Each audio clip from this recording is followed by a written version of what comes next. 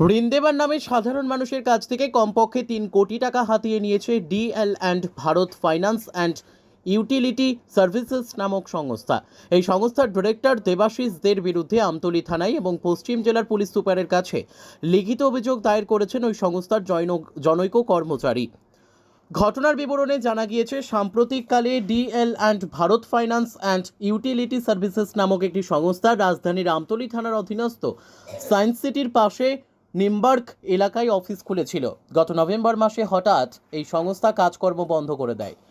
ঋণ দেবার নামে সাধারণ মানুষের কাছ থেকে কমপক্ষে 3 কোটি টাকা হাতিয়ে নিয়েছে এই সংস্থা। ওই প্রতারক সংস্থার মূল মাথা DL and Bharat finance and utility সার্ভিসেসের ডিরেক্টর দেবাশিস দের বিরুদ্ধে আমতলী থানা সহ মহকুমা প্রশাসক সহ পশ্চিম জেলার পুলিশ সুপারের কাছে লিখিত অভিযোগ করেছেন ওই কোম্পানির জনৈক কর্মচারী মনোজ দত্ত। তিনি অভিযোগ করেছেন, ওই ফাইন্যান্স সংস্থায় তিনি সহ আরও 7 জন কর্মী কাজ করতেন। প্রত্যেকের সঙ্গে প্রতারণা করেছেন দেবাশিস দে। প্রত্যেককে দিয়ে সাধারণ মানুষের কাছ থেকে ঋণ দেওয়ার নামে টাকা আদায় করিয়েছেন ওই অভিযুক্ত। পুলিশ চাইলেই সেই টাকার হদিশ বের করতে পারে। সেই টাকা প্রাপকদের না দিয়ে উল্টো মনোজ দত্তরই হুমকি দিচ্ছে অভিযুক্ত দেবাশিস দে। অভিযুক্ত দেবাশিসদের আর্থিক প্রতারণার বিষয়টি পুলিশ সুষ্ঠু তদন্ত করুক এবং সাধারণ মানুষের টাকা উদ্ধার করুক, এমনটাই আবেদন জানিয়েছেন তিনি আরও জানিয়েছেন, ওই প্রতারকের প্রতারণার কারণেই এখন সংস্থার অফিসে কাজ করা প্রত্যেক সদস্য গ্রাহকদের কাছ থেকে প্রতিনিয়ত হুমকির শিকার হচ্ছেন এবং নিরাপত্তাহীনতায় ভুগছেন। দেখলো এবার আমরা থানায় দিয়ে গেলাম, থানে আমার কাছে টাকা পয়সা নাই, আমরা কোনো কিছু নেই। থানে অনেকে সবাই টাকা পয়সা দিত না করে করতেছে। তাই আমরা তখন অনেক কাস্টমার আমরা চালাইতেছি, কাস্টমার করতেছে তোমার মাধ্যমে দিছি, তুমি তো জমা দিছে। অনেকে আমরা অনলাইনে তারা জমা দিছে, অনেকে ক্যাশে জমা দিছে।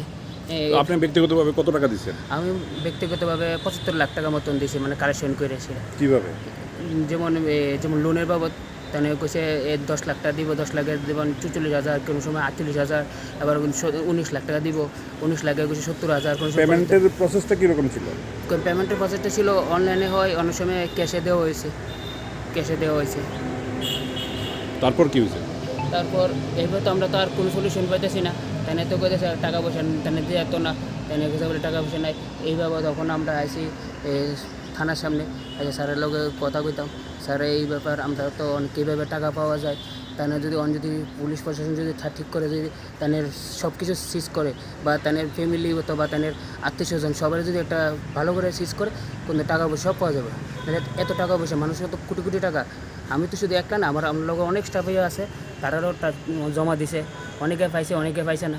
ওইসব করলে অনেক টাকা কত টাকা হইতে পারে? মিনিমাম তো 3-4 কোটি টাকার উপরে হতে পারে। Bureau report, news tele Bharat.